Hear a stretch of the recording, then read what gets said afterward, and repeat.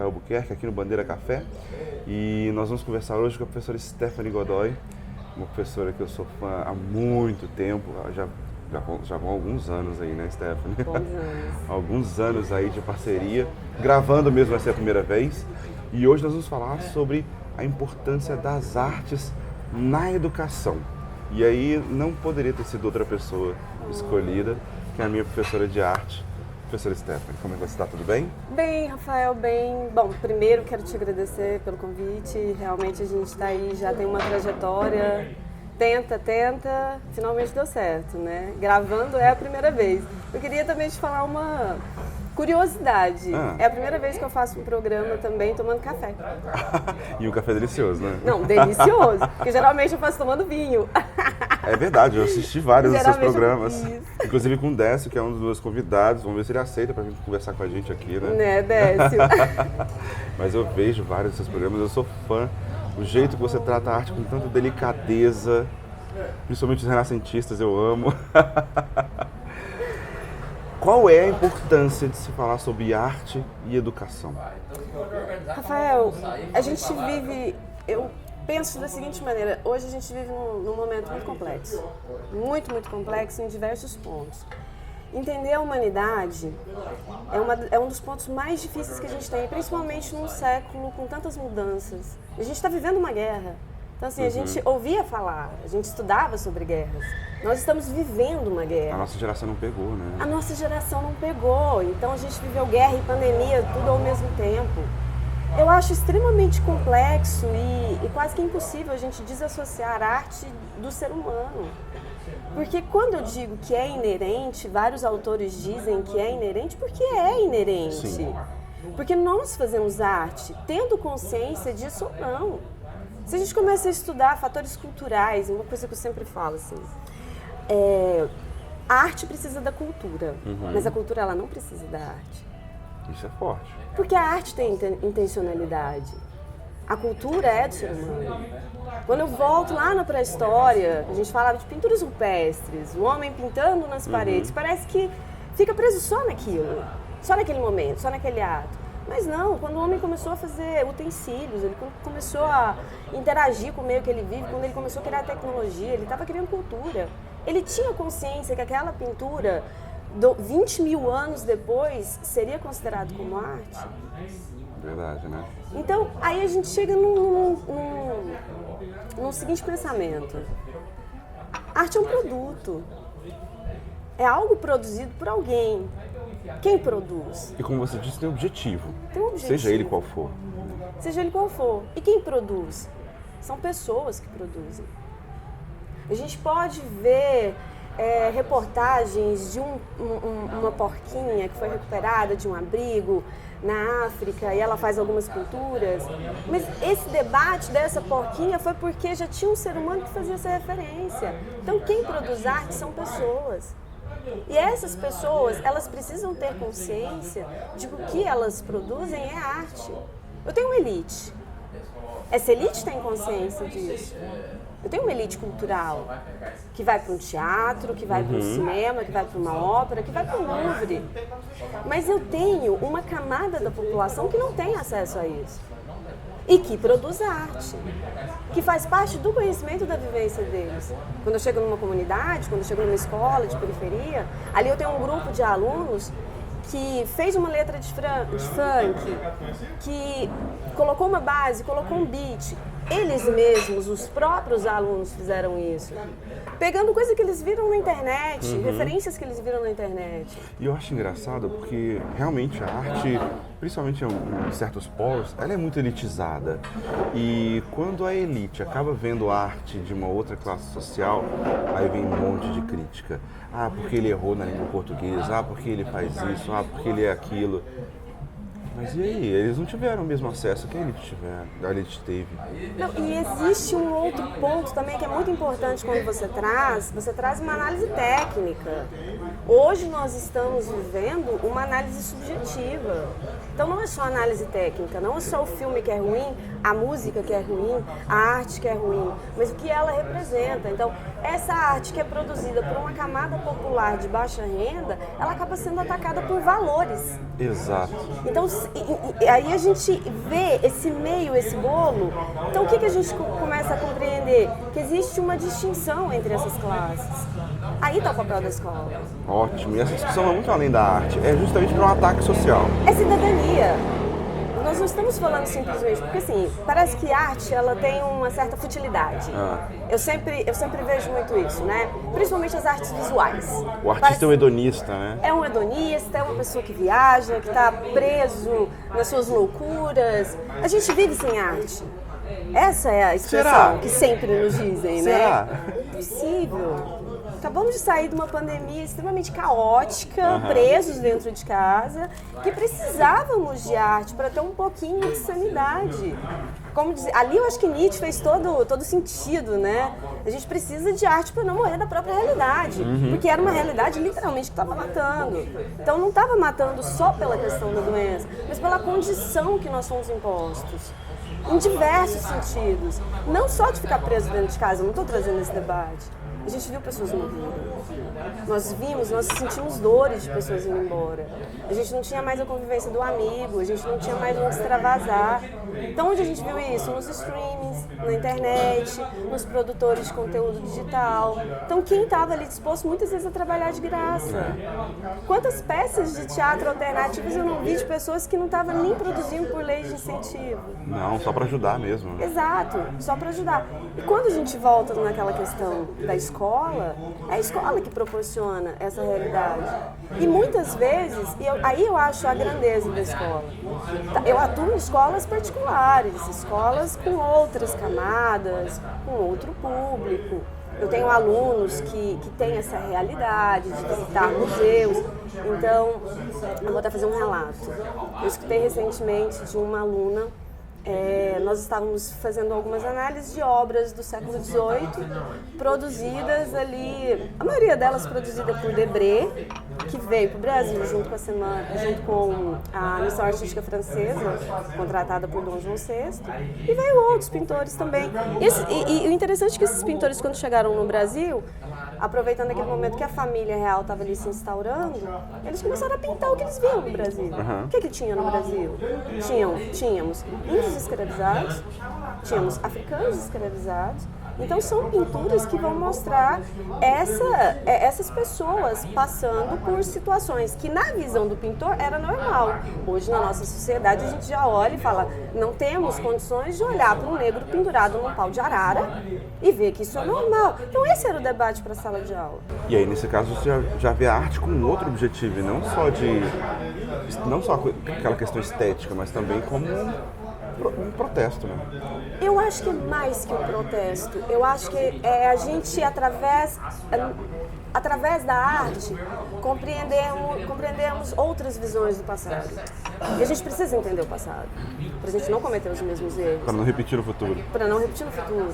Engraçado que são termos que aparentemente são comuns, até muitas vezes fúteis, mas nunca fizeram tanto sentido, né? E eu escutei a seguinte frase: não me sinto à vontade para falar sobre isso. Por quê? Porque eu não estou no meu lugar de fala. Por que você não está no seu lugar de fala? Porque eu sou branca. Eu falei assim, você está no seu lugar de fala. Você está muito no seu lugar de fala. Porque você faz parte de uma camada da população que tem voz. Nós temos voz. E eu estou falando como mulher branca. E nós temos voz. Então nós temos lugar de fala, sim. Porque essas pessoas foram silenciadas. Muito. Então nós temos o dever de falar sobre isso. E de trazer essa situação à tona. Então por que não pode ser dito? Então tá aí o papel da escola.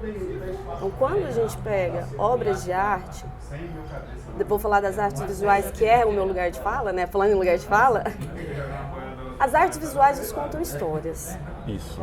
E eu costumo até imaginar que essas histórias acabam se tornando as minhas próprias bolhas.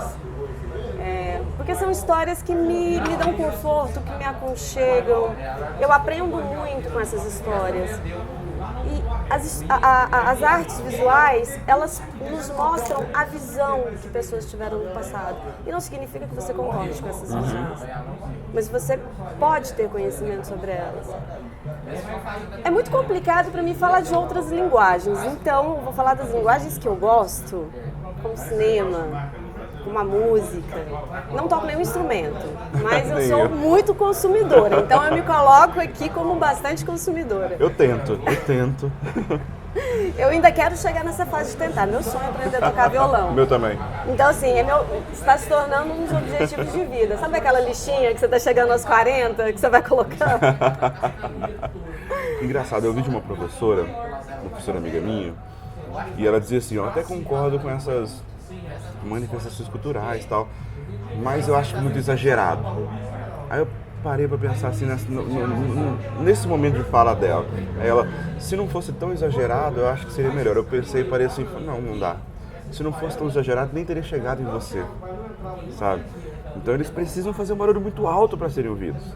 Ah, a outra lá tatuou tal lugar, a outra lá tá falando que ela tem uma drag queen que é considerada uma grande cantora.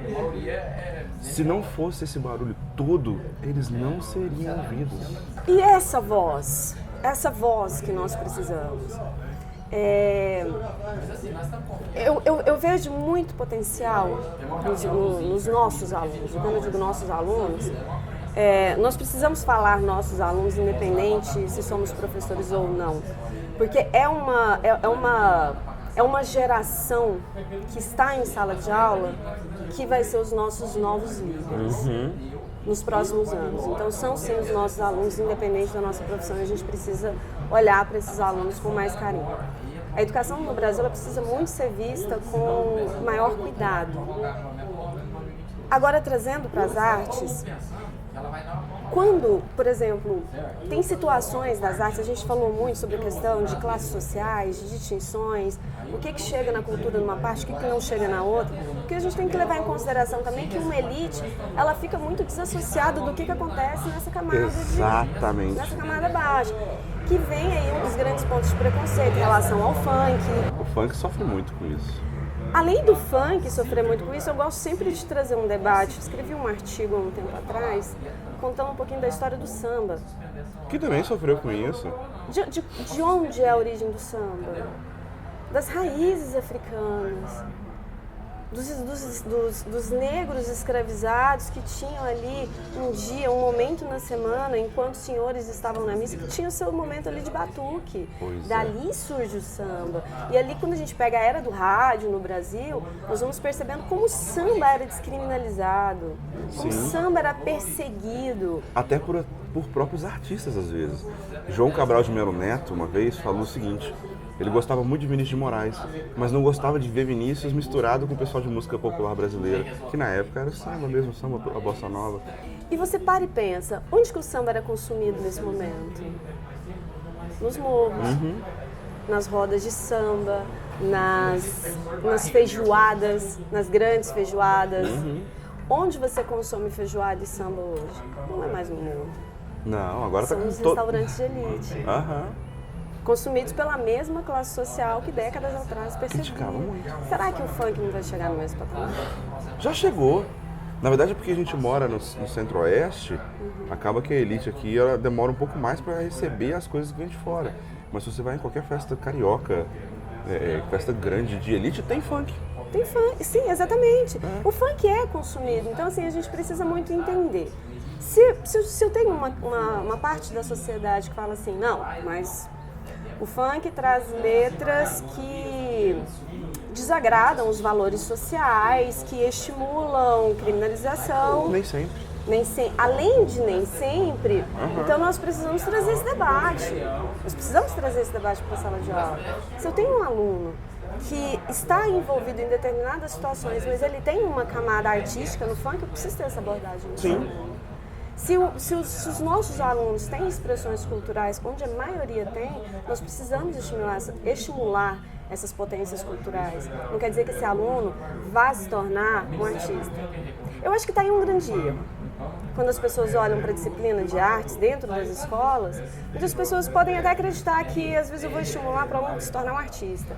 Não, mas a criatividade, o potencial criativo, ele pode ajudar o indivíduo em qualquer área da atuação dele. Sim. E essa criticidade, ela é muito importante. Tá, a gente está aqui falando de funk, estamos aqui falando de samba.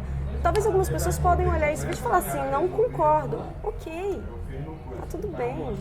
E pode sim surgir grandes artistas nessas aulas. Exato. Mesmo porque, agora é uma visão minha, se você concorda, fique à vontade para discordar. A arte e a educação, elas não só devem estar andando em conjunto, como já estão mesmo querendo ou não. Então a gente acaba doando aquilo que a gente tem. A arte é uma expressão. E a educação você recebe. Você acaba recebendo a educação e se expressando em arte. Então você dá o que você tem. E por isso o nível de arte vai sendo diferente. Quando eu digo nível, eu não digo que uma coisa é melhor e outra coisa é pior. Eu estou falando que uma coisa atinge uma certa classe e outras acertam outras classes. Mas realmente, como você falou, acaba que a elite consome muito depois ela consome muito a arte vinda das classes mais baixas. E a gente vê também esse problema que o pessoal fala sobre a letra do funk. A gente tem funks com letras incríveis, sabe? Tipo, que não falam sobre degradação de mulher e nada disso. A gente tá agora com o movimento Acorda Pedrinho. Uhum. A música é muito bonitinha, não tem nada de picardia, nada disso, é bem interessante. E desde a época também daqueles grandes funks do Rio de Janeiro, tinha aquela... Era só mais um Silva, sabe? Que a estrela não brilha. O funk que eu escutei há 2 semanas atrás, eu acho que eu não estava no dia bem, confesso, e eu comecei a chorar. Porque a letra da música é uma letra muito triste. Sim, você entendeu a letra. E conta uma história extremamente pesada de um trabalhador. Sim. Né? Outra música, outro funk dessa época que foi estourado ali na década de 90 pelo DJ Malboro, né? Quando ele solta os MCs, O Endereço dos Bailes. É uma letra de música, uma batida tão gostosinha, uma letra de música tão incrível. Eu usei essa música em sala de aula há uns dias atrás. E ao final eu falei, eu quero que vocês escutem. Claro, assim, é muito incrível. No primeiro momento você tem aquela comoção na sala de aula, porque eles se sentem representados. Nossa, uma professora vai tocar funk. Aí eu pedi pra eles, quero que vocês prestem atenção na letra. E é uma letra que fala de endereços. Só. Então, é o baile que toca no Leblon e lá é na terça-feira e é um baile que tá cheio de gatinha. E é interessante que eles usam algumas expressões que eram bastante comuns na década de 90. E não são expressões nem um pouco ofensivas.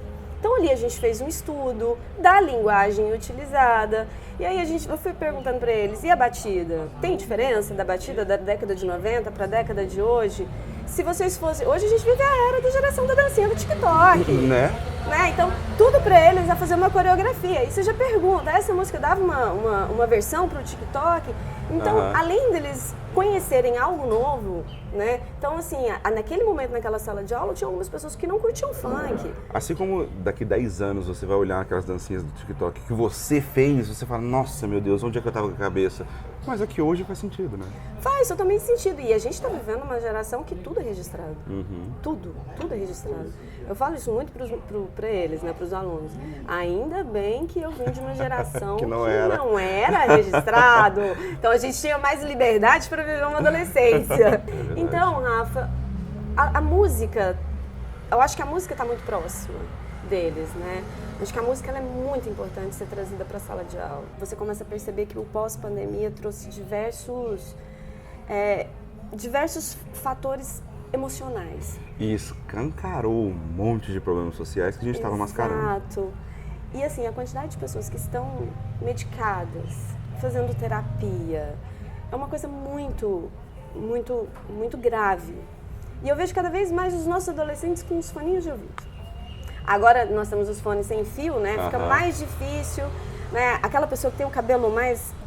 Né, já consegue dar, desligada. Ela já dá uma escondidinha ali. Então eles estão se conectando nesse mundo deles, nessa bolha, e é uma bolha musical, eles se fecham no mundinho, eles estão no recreio, eles estão com fone de ouvido, eles estão conversando, mas dentro das suas bolhas musicais. Então a música é importante para esses jovens. Então essas músicas elas precisam. Música tem visualidade. Música tem potencial, assim como o cinema, assim como a produção. Por isso que eu acho muito importante trabalhar o cinema na escola. Posso entrar num assunto polêmico? Ai, pode, amo uma treta. Então vamos lá. Foi o seguinte.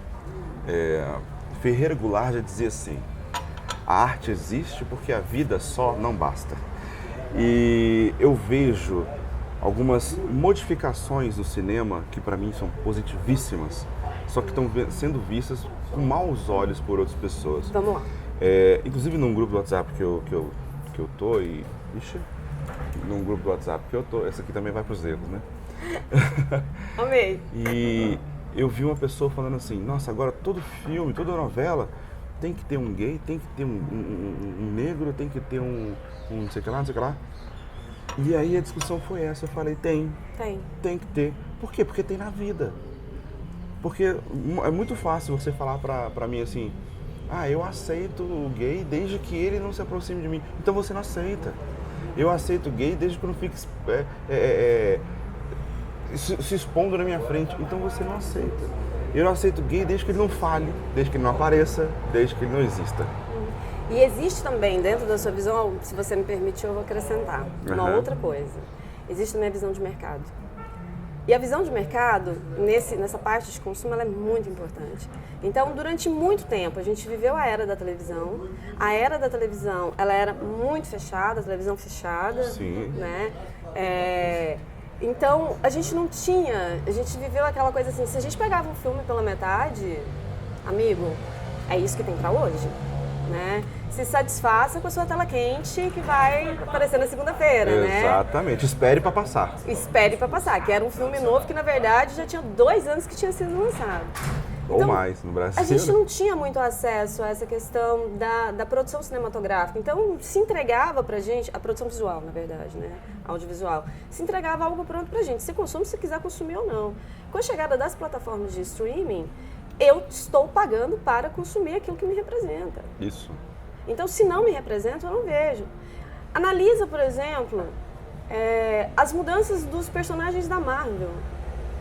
Sempre a Marvel traz personagens novos ou modifica os seus personagens partindo de fatores históricos. Sim. Começa com Capitão América. Capitão América era um representante de alguém que apareceu na capa de um gibi dando um soco em Adolf Hitler. Sim. Era uma coisa que a humanidade naquele momento estava sentindo necessidade de fazer. E o Stan Lee sempre foi assim. Sempre. Ele fazia o que ele tinha de melhor da época. Então, a própria criação dos X-Men realmente foi por causa de uma minoria, por respeito às minorias. Respeito às minorias. A Capitã Marvel. A Capitã Marvel chega no momento em que o movimento feminista está nos Estados Unidos, está com muita força. Então você vai entendendo que existe também uma lógica de mercado. Então, para quem consome arte, então não adianta a gente ficar, arte é isso, arte é aquilo. A gente tem que parar com esse debate do que é arte.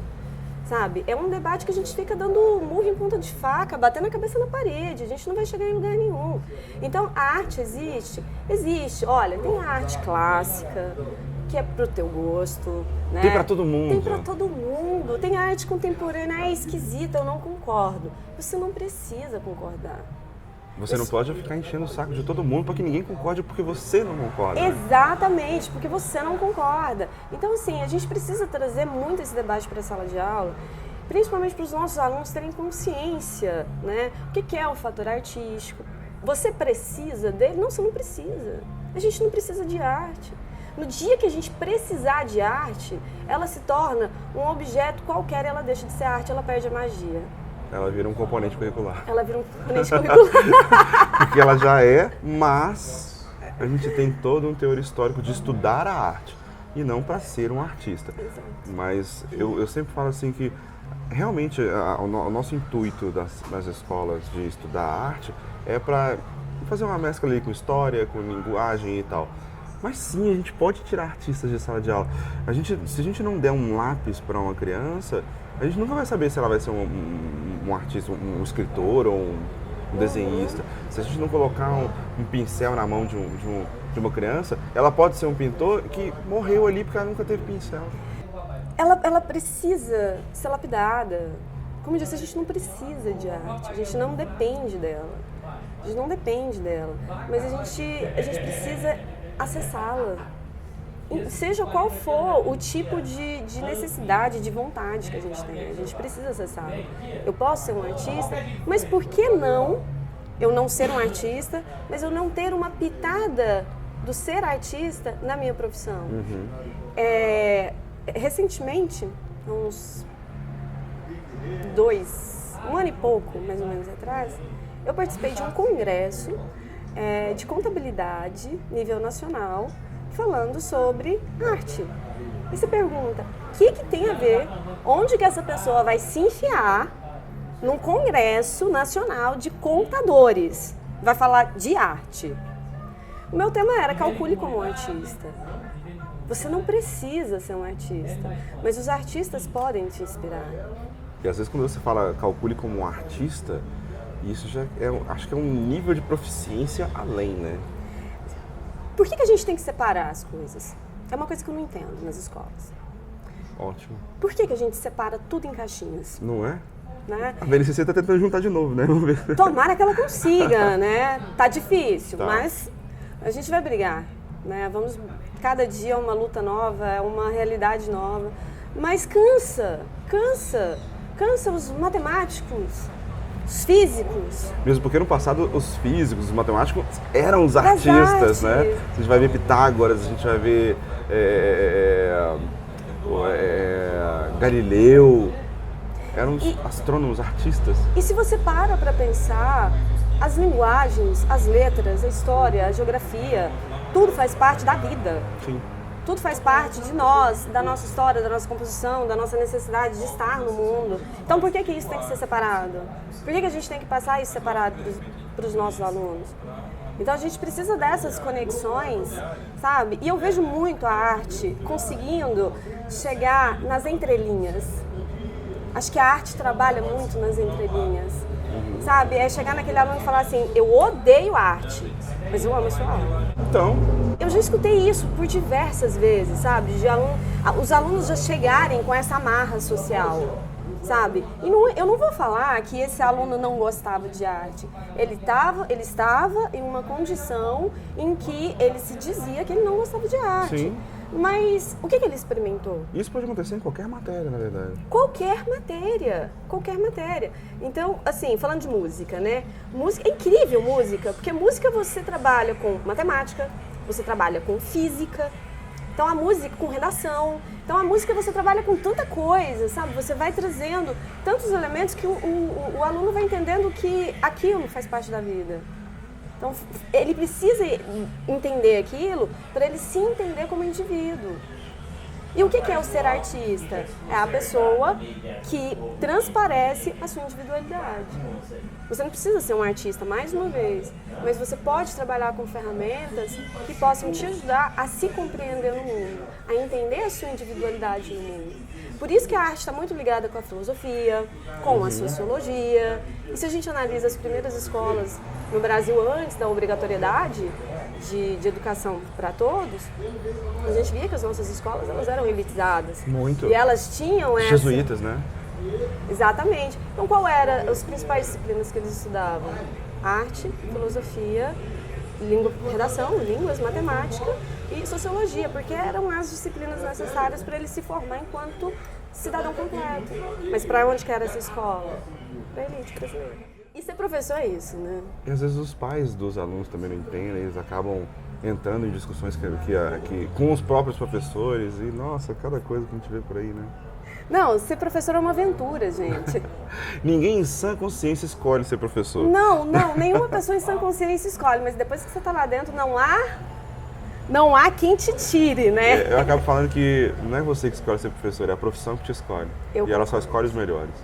Ai, obrigada.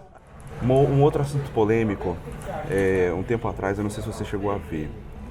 Eu fui falar sobre a arte e defendendo o movimento LGBTQIA+. E meu Instagram choveu de crítica. Eu acho que você chegou a ver. Eu lembro. Então, assim, mais de 5 mil pessoas deixaram de me seguir e eu acho até que já foram tarde. Mas foi uma porrada atrás da outra. E a arte sofre isso todos os dias, né? De vários sentidos. começou assim com o negro, agora com LGBTQIA+, sempre vai ser assim, né? Sempre o diferente vai ser atacado, né? Rafa, eu vou te pedir permissão para prolongar um pouquinho, se você não se importar. Estamos na internet. Né? Bom, vamos lá. Essa arte que a gente fala, né, eu sempre costumo dizer o seguinte, existe arte com A maiúsculo. E geralmente essa arte ela nos remete diretamente a alguma coisa que vale muito, que está dentro de um local que alguém disse que aquele local é o local perfeito para aquela obra que vale muito ficar. E essa arte, ela é criada, ela é trazida pelos renascentistas, que é uma arte comercial.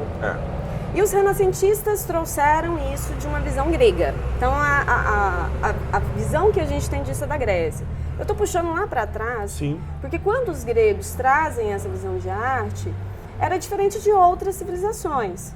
Então, essa arte que nós conhecemos, nós temos muitas interferências, nós somos uma civilização ocidental, e nós temos muitas interferências da herança romana. Uhum. Então, se a gente pega a arte romana, os modelos de construção, as leis, os comportamentos, o modelo político, tem muita coisa dos romanos na nossa sociedade. O Renascimento surge na Itália, onde hoje a gente se conhece, onde hoje nós conhecemos por Itália, né? Em Florença, que acabou se expandindo para Roma, Veneza, enfim. E nesse momento do Renascimento está surgindo também o nosso modelo econômico, o capital. Uhum.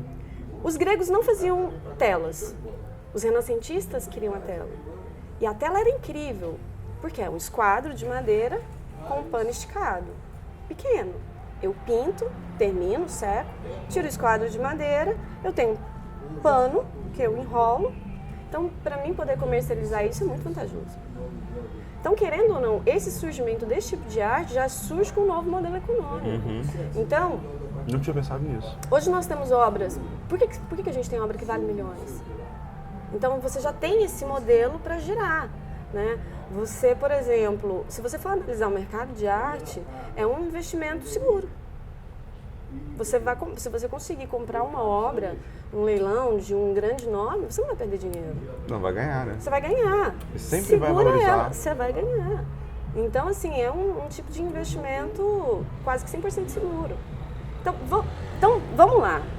Esse é um modelo de arte consumível. E quem consome esse tipo de arte? A elite. A elite. Em Os Mercenários 3, tem uma cena onde um dos vilões, eu não vou me lembrar o nome, ele está numa galeria de arte e tem uma marchand do lado dele, ele está olhando para uma tela muito grande, uma tela branca com alguns respingos, bem coloridos, cores primárias, algo bem simples. Ele questiona e chega o personagem do Stallone do lado dele, eles dialogam. E esse vilão, ele faz um jogo de diálogo entre a marchand e o Stallone. Em determinados momentos ele pergunta para ela, quanto vale? Aí ela fala, se eu não me engano, são 3 milhões. Aí ele, nossa, por isso. E ele descarrega várias expressões ali, acabando com a obra, né? Colocando a qualidade dessa obra numa posição muito inferior. Você fala, não vai fechar negócio. Aí ele volta, dialoga com o Stallone, quando ele volta para ela, ele fala assim, embrulha, eu vou levar. Você se pergunta, por quê? Ele não está comprando pela qualidade estética, ele está comprando pelo investimento. Uhum. Quando a gente pega outras camadas de arte consumível, né?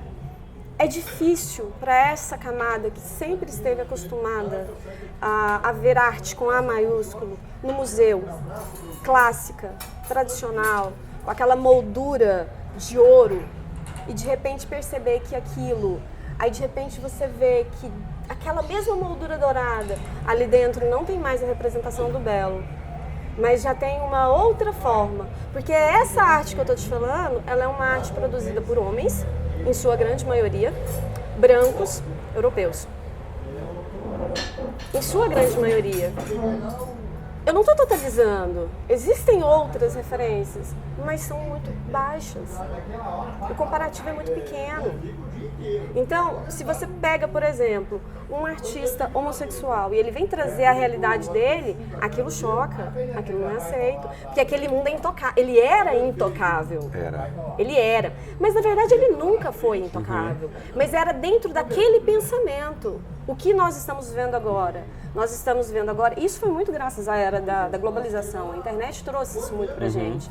Então nós estamos vendo agora que sim, existem artistas africanos que tiveram referência da arte africana sem ter interferência da arte europeia. E também teve interferência da arte europeia na arte africana. Assim como a arte africana influenciou o expressionismo abstrato na Alemanha, influenciou o cubismo do Picasso. Então existem essas mesclas. Só que a gente tem que começar a olhar e pensar como indivíduos, porque sim, somos indivíduos, e se eu sou um artista e eu vou me expressar, muitas vezes a maneira como eu vou me expressar ou aquilo que eu tenho para dizer não vai agradar o outro. Agora, que é preocupante essa perseguição que nós estamos vivendo hoje no Brasil, não só no Brasil, mas acho que o mundo como um todo, né? Nós vendo essas perseguições a artistas que não se enquadram dentro desta bolha, é muito preocupante. É muito. Por um lado, nós estamos vendo que existe. Exato. E nós eles estão se mostrando. Eles estão se mostrando e nós estamos vendo como determinadas pessoas reagem àquilo. Aí você se pergunta, é necessário? É necessário? Na exposição do Museu Queer, nós tivemos ali naquele momento, na época daquela exposição do Santander em 2017, nós tivemos ali diversas situações em que eu tive que pegar obra por obra e explicar para algumas pessoas, porque começaram a aparecer imagens que não estavam na exposição, imagens que foram distorcidas, imagens de artistas que tinham uma outra intenção. Tinham artistas que tinham problemas de traumas sexuais, que conseguiram não conseguiram falar. Que expuseram que em forma de arte. Só conseguiram pintar sobre. E essas obras nem estavam lá na exposição do Museu Queer. E foram colocadas na internet como se elas estivessem lá. Então, olha o perigo. Então, assim, é uma situação, Rafael, que me preocupa muito. Por que a voz do outro me incomoda? Por que eu tenho essa necessidade de calar o outro? E aí eu vejo isso que você está falando nas artes plásticas, na música também. Porque quando uma pessoa da favela, aquele do morro, ele cria essa música, ele cria o funk, ele não está esperando ser rico. Ele faz porque ele precisa soltar. E aí a gente acaba consumindo, tem gente que acaba comprando e eles acabam ficando ricos. E é bom pra ele, que bom que deu certo pra ele. Mas eu fico pensando também, existem outros gêneros musicais que ficam assim... É engraçado você criticar o outro gênero e não ver o que você gosta, né? Porque você falou sobre o renascentismo e das obras que são mais comerciais, né? O funk, o artista, ele faz porque ele quer. Já esse outro gênero, ele faz de forma comercial. Ele rima dor com amor e te vende qualquer coisa e você aceita. Mas ele é branco, ele é rico. E ele tem um establishment que ampara ele. Exato. E nós ainda temos que ver por esse lado. Porque existe algo que é a arte, em que eu busco consumir, mas como essa arte é acessível para mim. Exatamente, o jeito que a arte é oferecida a você. Principalmente nesse momento que a gente está vivendo de algoritmo. Exato. Né? Então, assim, a gente ainda fica preso naquilo que é oferecido pra gente. Ao mesmo tempo que a internet é um território vasto, né? Nós ainda não aprendemos a explorar esse território vasto. Eu costumava dizer que durante a pandemia nós estávamos colonizando o espaço virtual. Porque a gente sabia que ele existia. Uhum. Aí, de vez em quando, a gente dava uma passada. Era sempre uma coisa mais de... vou ver como é que estão as minhas redes, vou olhar os meus e-mails. Mas a pandemia fez a gente entrar naquele mundo. Né? Então, eu sempre dizia que nós estávamos colonizando, porque assim, a gente não sabia meio o que fazer. E eu acredito que a gente está começando a entender essa questão de algoritmo, né? Quando você está na internet, o que aquilo te posiciona. Eu acho o máximo o Spotify. Acho o máximo, porque assim, às vezes eu não sei o que escutar. Aí o Spotify, ele cria, olha, pensamos em você. Fala, olha que legal. Assim eu descobri grandes artistas, depois eu posso fazer uma listinha bacana. Não, eu também. E assim, é incrível você olhar e falar assim, o algoritmo conhece mais de mim do que eu mesmo. É assustador, né? É assustador, mas ao mesmo tempo que é assustador, a gente precisa olhar isso de frente, sabe? Porque não tem como a gente voltar atrás, sabe? Do mesmo jeito que não tem como a gente retroceder. Às vezes me parece que muito do que a gente vive é uma tentativa de retrocesso. Mas não tem como retroceder. A gente está num planeta com mais de 7 bilhões de pessoas. A gente tem internet... E contando. E mais pessoas chegando. E essas são pessoas diferentes, são indivíduos, sabe? A gente está aqui num café, tô tocando uma música. Ao mesmo tempo que aqui do lado pode ter alguém tocando violão, pode ter alguém fazendo um desenho. Alguém vai colocar isso na internet. A gente vai ter acesso. Quantos artistas incríveis eu não estou conhecendo pela internet? Pessoas que não são famosas, sabe? Então, e dessas pessoas, alunos nossos estão no meio, sabe? Eu acho incrível ver, uma ex-aluna minha estava participando de um concurso. Ela fez um clipe com a cantora Isa. Nossa. Como tava lá, sabe? Aquele cabelo maravilhoso, aquela negra maravilhosa, dançando com a Isa. Você olha e fala assim, você chegou, ela tem voz. Tá lá, ela foi. Ela tá sendo ouvida. A Isa tá sendo ouvida demais, inclusive, né? Através da arte, a gente pode fazer quantos outros alunos brilharem? Ou seja, a arte é para todo mundo. É para todo mundo. Até pra quem odeia. Aliás, acho que a pessoa que fala que odeia arte é igual quando fala que odeia ler. A gente ouve muito isso. Eu odeio ler. Não, você não odeia ler. Você odeia ler certas coisas. Porque você lê o WhatsApp, você lê o Facebook, você lê. Sim. A arte está em todo lugar. Você não odeia a arte. Às vezes você está relacionando a arte a um tipo de arte. Às vezes você é um artista e não sabe, né? Eu costumo sempre dizer o seguinte, né? Eles falam, eu não gosto... E a gente sempre escuta isso. Eu não gosto de arte. Aí eu sempre falo sobre de que arte você está falando? O que é arte, afinal? Você está falando o quê? De um quadro pendurado na parede? Aí você vai a um museu e fica ali fazendo cara de planta, com óculos de massa, fazendo cara de inteligente, cara né? De nerd. A Mona Lisa? Pagode samambaia legal ali, você fica de frente, você não tá entendendo nada. Pagode samambaia. Faz cara de inteligente e vai, né? Não é isso. Porque isso eu também não gosto. Outra coisa interessante também é como, voltando um pouquinho ao assunto da exposição da arte, com esse assunto que você colocou agora. Por que a gente vai a Paris, vai ao Louvre, você vê a Mona Lisa, você tira foto que você tá lá no Louvre vendo a Mona Lisa e você não visita o museu da sua cidade? Eu vou até mais. A gente tem esse fetiche com a Mona Lisa. Todo mundo que vai para Paris vai ver a Mona Lisa. Por que não vai no Orangerie ver os 9 painéis do Monet? Monet é maravilhoso. Monet é maravilhoso. Por que não vai em Giverny, 50 e poucos quilômetros, você vai ver o jardim que ele alagou? Sabe? Então a gente vê que até a própria elite acaba se prendendo em determinados fetiches e ela deixa de viver até assim, a grandiosidade do que essa própria arte que ela consome oferece. E mal sabe ela que muitos tatuadores são baseados em grandes artistas. Monet influenciou muitos pontilhistas por aí. Muitos. Né? Muitos. Não, assim, essas produções, principalmente do século XX para cá, elas influenciam muito na nossa sociedade, muito. Né? Quando eu gosto sempre de fazer a conexão do expressionismo abstrato, então tinha aquela coisa da quebra da estética, a agonia, os sentimentos pesados, a densidade, né? A Alemanha, início do século XX. E os franceses já estavam ali na produção cinematográfica, né? Os irmãos Lumière, logo depois o equipamento chega na mão do Georges Méliès. Os alemães também já estavam na tentativa, né? Eles estavam ali, o primeiro filme alemão, assim, um dos primeiros filmes da Alemanha que eles fizeram foi uma tentativa de pegar uma obra literária do Edgar Allan Poe.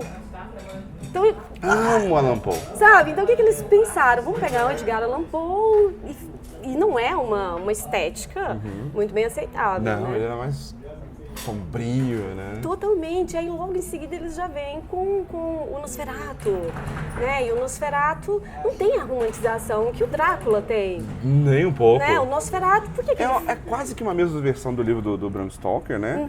Só que a versão alemã. E assim, ele Virou outra é coisa, uma né? criatura das trevas. Sim. Não justifica. Ele é ruim, ele é mau. Então os alemães trazem aquela coisa do cinema expressionista. Então é aquela coisa do gênero de terror que vai sendo construído. E o gênero de terror pra mim é mágico. Você sabe que o gênero de terror me ajuda? Por quê? Quando muita gente fala assim, eu não gosto de ler. Por quê? Porque as pessoas às vezes veem filmes de terror e o filme de terror, por mais que a gente assista hoje obras do passado que deram medo na gente, hoje é uma palhaçada, né? Porque os efeitos, a gente via aquelas coisas horrorosas. O Nosferatu mesmo, todo preto e branco e tal. Se eu for dar um adolescente assistir, ele vai ficar assim, poxa, o que é isso, né? Mas tudo bem. Então, quando você fala sobre ler terror, é diferente. Então, Edgar Allan Poe me ajuda, H.P. Lovecraft me ajuda, Lídia Fagundes Telles me ajuda muito. Maravilhosa. Pois é, então assim, a pessoa não espera ler terror. Então, quando você fala que não gosta de ler, lê um desses. É curto, são contos curtos, dá pra ler no banheiro. Sim. É uma delícia. Não, e aí você começa a ver o terror. O que me encanta no terror? O terror, ele te engana. Você sabe que ele te engana. Você sabe que ele te engana. É um acordo, existe um acordo ali onde mútuo. E você vai sabendo que você vai ser enganado. Você sabe que é mentira e você se assusta. É incrível. Assim, eu sou colecionadora de filme trash, né? Daqueles trashes, assim, eu tenho um DVD lá em casa do primeiro King Kong, de 1933. Nossa. Sabe? Dava pra ver o Cabo de Aço, assim. A Pequena Loja de Horrores, versão com Jack Nicholson. Nossa Senhora! Primeira versão com o Jack Nicholson, acho que ele tinha 17 anos. Olha isso. Sabe? Então, assim, esses filmes de terror, essa coisa do trash, é uma coisa que eu gosto muito. Eu morria de medo quando era pequeno do brinquedo assassino. Então acabou que hoje eu sou tão fã do Chuck. Você assistiu a série? Assisti. Não, incrível. Nossa, e já fala muito sobre temas atuais, né? Muito. E a magia do cinema é essa, né? Uhum. Como eles conseguem pegar uma história, como o Chuck, né? O brinquedo assassino. E assim, eu não sei se você se lembra, mas a gente tinha o brinquedo, que era um bonequinho que tinha o narizinho vermelho. Era muito parecido. Foi desse boneco que inspiraram, né? Não sabia. Desse boneco que inspiraram. Então, assim, a gente tinha esse boneco com macacãozinho, tudo bonitinho. E foi na mesma época que a gente teve o surto do Fofão. Do Fofão. Lembra do surto do Fofão? Ah, como lembro. Tinha um punhal dentro do Fofão. Tinha um punhal que... A boneca da Mônica não, da Xuxa, saía matando todo mundo. Eu tenho uma história incrível da boneca da Xuxa. Ai, conte. Gente, que eu tinha uma boneca da Xuxa, né? Aí, quando eu ouvi falar que... eu tinha aquela coisa... Eu tinha disco da Xuxa, eu era muito fã da Xuxa. Muito, muito, muito, muito. Quem não era na década de 80, né? Xuxa. Aí você vê esse vídeo e manda beijo, tá? Gente, eu era muito fã da Xuxa. E quando surgiu essa coisa que se você virasse o disco ao contrário... E aí eu não tinha coragem de fazer, porque aquilo ia acabar com a minha vida. Acho que essa é a maior decepção da minha vida. Se eu escutasse a voz de algum demônio no disco ao contrário, né? Mas quando falaram que a boneca dela... Você lembra dos casos que a boneca dela tava matando crianças na madrugada? Demais, lembro. Aí minha mãe tinha um baú que ela colocava roupa de cama. Aí era um baú grande de madeira. Aí o que eu fazia todos os dias? Eu brincava o dia inteiro com a boneca. Aí antes de dormir, eu pegava umas faixas, aí eu amarrava na boneca inteirinha, ela virava uma múmia. Você inventou a múmia de brinquedo. E aí eu pegava o baú, eu colocava ela de cabeça pra baixo, colocava cobertores em cima, tampava e colocava algumas caixas. Eu falava, daí ela não sai. Gente, então, aqui a gente falou sobre as artes em diversos pontos, né? Tanto na questão social, na questão da educação, e do quanto a arte, por mais que você tenha falado que não é necessário, acaba sendo. E eu vou mais além com você, Rafa. Ela tem que desagradar também. Porque é no conflito que a gente cresce. Que a gente discute. Mas a gente precisa aprender a debater. A gente precisa aprender a lidar com conflito, com respeito, de ambas as partes. Mas a gente precisa muito aprender com a arte Porque a arte traz pra gente, mostra pra gente as fraquezas humanas. E a gente precisa compreender essas fraquezas. Porque a gente olha a fraqueza no outro, mas a gente não olha as nossas. Então a gente precisa começar a ver que nós somos seres humanos, como o outro também é, e assim como eu aponto defeito no outro, eu também tenho. E como eu sei lidar com o meu defeito para não afetar o outro. Isso. Acho que a arte tem muito disso, sabe? Porque eu não gosto, eu não consumo, a arte tem gente pelada. Tá, tem gente nua, realmente, muita obra hoje, mas o Davi, de Michelangelo, ele Também tá era. nu. As esculturas gregas estão nuas.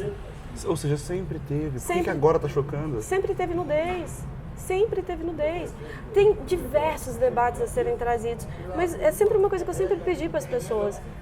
Arte não é para ser debatida num terreno raso. Ou seja, sinta e aproveite. Não, até mesmo, Rafa, se a pessoa quer polemizar sobre determinado assunto, não sai vociferando tudo que tiver na garganta jogado para fora, não. Reflita um pouco, leia um pouco, estude, veja se realmente aquilo é real. Quantas pessoas não estão sendo prejudicadas por artistas, produtores, pessoas que trabalham ali para receber valores extremamente baixos, estão sendo prejudicados por uma onda que a gente não está conseguindo entender, que é esse desmonte da cultura nacional. E quando eu falo desmonte da cultura, eu não estou falando no âmbito político, de políticas públicas, não. Eu estou falando de um desmonte mesmo entre nós. Sim. Do valor que a gente dá, Do valor que a gente dá, sabe? Como que eu sou tratada dentro da sala de aula como professora de arte? Pelos meus alunos, pelos pais dos meus alunos, pelos meus colegas. Steph, muito obrigado por esse papo. Você é espetacular. Eu acho que esse papo merece continuação. Eu super não. Porque parece que a gente fala um monte de coisa e depois fala assim, poxa, a gente podia ter entrado nesse outro assunto. Não é? Né? E eu tenho certeza que depois desse vídeo pronto, a gente também vai continuar com essa sensação. Fica o convite para um próximo bate-papo, para uma live também, Instagram. A gente tem mais seguidor no Instagram do que no YouTube. Mas ainda assim, muito obrigado por aceitar esse papo. É uma delícia tomar café com você.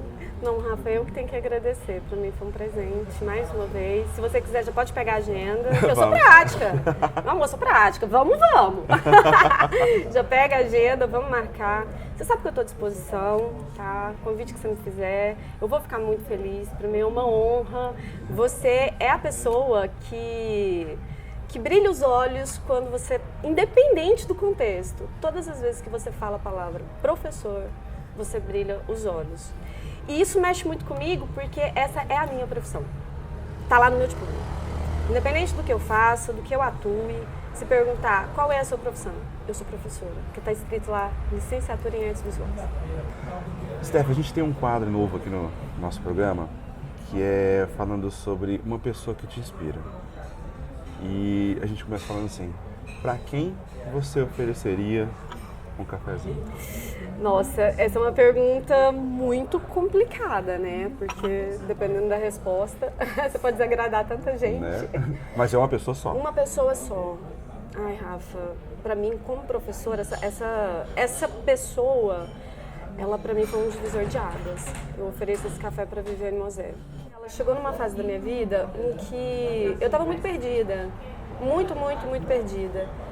E eu acabei conhecendo o trabalho dela na internet, na época. E assim, eu comecei assistindo todos os vídeos dela, e de repente eu estava com todos os livros dela, estava indo nas palestras dela. E eu estive numa palestra dela uma vez e após a palestra eu estava com um livro dela. E falei, eu vou pedir o autógrafo, né? Só que a fila tava gigantesca. E aí eu olhei pra fora e tinha um lugarzinho que vendia uma cervejinha gelada, né? Eu falei, acabei de assistir uma palestra da Mosé. Entre uma fila e uma cerveja gelada, eu vou pra cerveja gelada e eu acho que tá tudo certo, tô super bem resolvida. E fui lá pra fora, uns 40 minutos bebendo, e quando eu olhei pra dentro, já tinha acabado. E aí eu, na minha humildade, cabecinha baixa, fui andando pro estacionamento pra ir embora. Quando eu olho pro lado, quem tá caminhando junto comigo? A Mosé. E aí eu comecei a conversar com ela, tipo aquela coisa, tá cansada, né? Fechando o assunto. E aí eu pedi pra ela, pra gente tirar uma foto. Aí ela tirou uma foto comigo, autografou o livro. E aí ela falou assim pra mim, meu carro vai demorar um pouquinho para chegar. Você pode ficar aqui comigo me fazendo companhia? Que honra! Claro! E assim, eu acho que foi, eu sempre falo, aquele momento foi um presente para mim. Mas a Mosela me inspira não só pelo que ela escreve, mas como ela escreve. Não só pelo que ela fala, mas como ela fala. Ela tem paixão, ela tem uma paixão na voz, ela tem uma paixão em ser professora e isso me inspira muito. Então, esse café vai para ela. Obrigado. Eu que agradeço. Pessoal, então, assista o vídeo, curta, compartilhe e em breve a gente está de volta. Valeu! Tchau, tchau. Beijo, beijo.